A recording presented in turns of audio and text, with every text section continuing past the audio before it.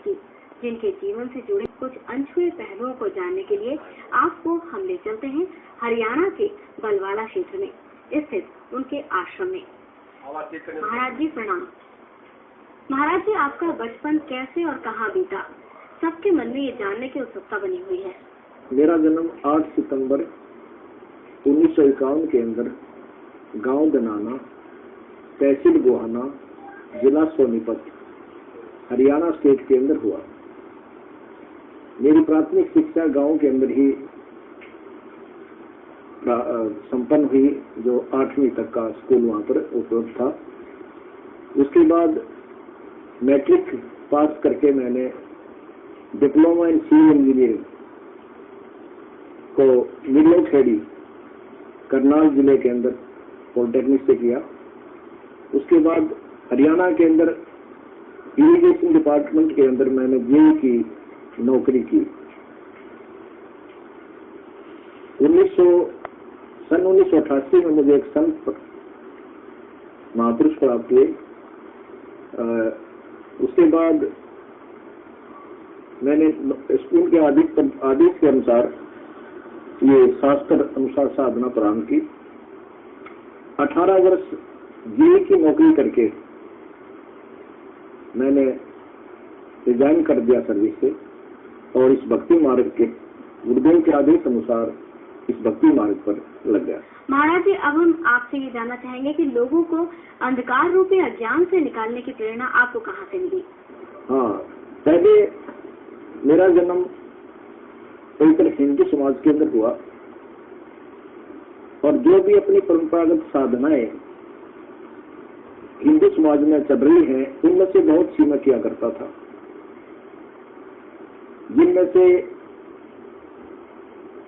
हम श्री हनुमान जी की पूजा, बाबा श्याम जी की पूजा, भगवान श्री कृष्ण, भगवान श्री राम के जाप का नाम का जाप, गीता जी का नित्य पाठ और भी धर्म स्थलों पर जाता रहता था। सन 1988 में मुझे एक वयोवृद्ध संत कबीर पंथ से जुड़े हुए महात्मा मिले। उनकी आयु उस समय 104 वर्ष थी लगभग। उन्होंने मुझसे पूछा, बेटा तू क्या पूजा करता है? मैंने उनको अपनी परंपरागत पूजाएं बताई। हनुमान जी का व्रत रखता हूँ, मंगलवार का व्रत रखता हूँ। उस समय मुझे 25 वर्ष हो गए थे मंगलवार का व्रत रखते हुए, और अन्य पूजाएं भी जो अपने हिंदू समाज में वर्तमान में चल रही हैं वो किया करता था। मेरे पूज्य गुरुदेव जी जो संत मुझे मिले वो पवित्र ब्राह्मण जाति में उनका जन्म था। उन्होंने बताया, बेटा जो साधना की कर रहा है ये वेदों और गीता जी के विरुद्ध है। कौन कौन सी साधना हम कर रहे थे जो मैंने अभी आपको बताया। तो मुझे बड़ा दुख हुआ कि ये महापुरुष मुझे पहला मिला जिसने ये बताया कि जो पूजा आप कर रहे हैं ये शास्त्र के विरुद्ध है। तो मैंने उनके श्री चरणों में प्रणाम किया और पूछा कि हे प्रभु, यदि मैं ये गलत साधना कर रहा हूँ, मैं अकेला ही नहीं कर रहा हूँ, तो हमारा पूरा पवित्र हिंदू समाज कर रहा है। उन्होंने कहा, बेटा देखो, एक तो होता सुना सुना ज्ञान, एक होता शास्त्रों का ज्ञान। गीता जी अध्याय नंबर 16 मंत्र 23 में कहा है कि जो शास्त्र विधि को त्याग कर मनमाना आचरण अपनी मर्जी से जो पूजाएं करते हैं उसकी न कोई गति होती है, न उसको कोई सिद्धि प्राप्त होती है, न उसको कोई सुख होता, अर्थों से व्यर्थ है। तो शास्त्रों में क्या प्रमाण है, कैसी साधना है, ये आप सदग्रंथों को पढ़िए। गुरुदेव ने मुझे बताया सदग्रंथों के अंदर सर्वप्रथम वेद आते हैं और श्रीमद् भगवत गीता चारों वेदों का निष्कर्ष है। श्लोक में संक्षिप्त के अंदर ये इसी चारों पवित्र वेदों का ज्ञान इसके अंदर समाया हुआ है। इसके साथ साथ हमारे सहजी शास्त्र हैं 18 पुराण। इन पुराणों के आधार से हम साधना जो भी हम कर रहे हैं या हमें जो ज्ञान प्राप्त हुआ है जिन भी प्रभुओं का, तो ये पुराणों से प्राप्त हुआ।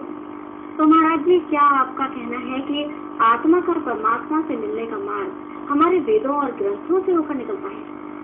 हम ये कहना चाहते हैं कि जो हमने परमात्मा पाना है तो उसकी विधि अपने सदग्रंथों में विद्यमान है। इसके अतिरिक्त हम साधना से अपने किसी कहने से, पंच के कहने से या अपने देखा देखी परंपरागत साधना करने हैं, वो मोक्ष मार्ग नहीं है। क्योंकि इसका प्रमाण गीता जी भी कह रही है। 16वें अध्याय के 23वें श्लोक में कहा है कि सत्य विधि के त्याग कर जो मनमान आत्म करते हैं उनको ना सुख होगा, ना उनकी गति होगी, ना उनको कोई लाभ होगा, अर्थात व्यर्थ। लेकिन महाराज जी, खासकर शहरों में लोगों का जीवन इतना व्यस्त हो गया है कि ज्ञान प्राप्त करने के लिए ग्रंथों का अध्ययन करने का समय मनुष्य के पास नहीं है। ऐसे में सरल रूप से मानव ज्ञान कैसे प्राप्त कर सकता है? ऐसा है जैसे एक वैद्य होता है, एक रोगी होता है। वैद्य पहले दवाइयों को, औषधियों को पढ़ता है, उनके रोगों से परिचित, उनके गुणों से परिचित होकर के जड़ी बनाता है। प्रत्येक रोगी के बस की बात नहीं है कि वो उन औषधि की पुस्तकों को पढ़े, फिर दवाइयां बनाए, फिर खाए। तो इसी प्रकार गुरु का एक रोल जो होता है, भूमिका है, वो वैद्य जैसी होती है। जितने सदग्रंथों को पढ़ना होता है, सदग्रंथों के आधार से फिर उन्होंने अपने भक्ति मार्ग प्रशस्त करना होता है। और जिसमें अब जैसे कोई भी रोगी है, उस रोगी को वही औषधि काम करेगी जो औषधि की पुस्तकों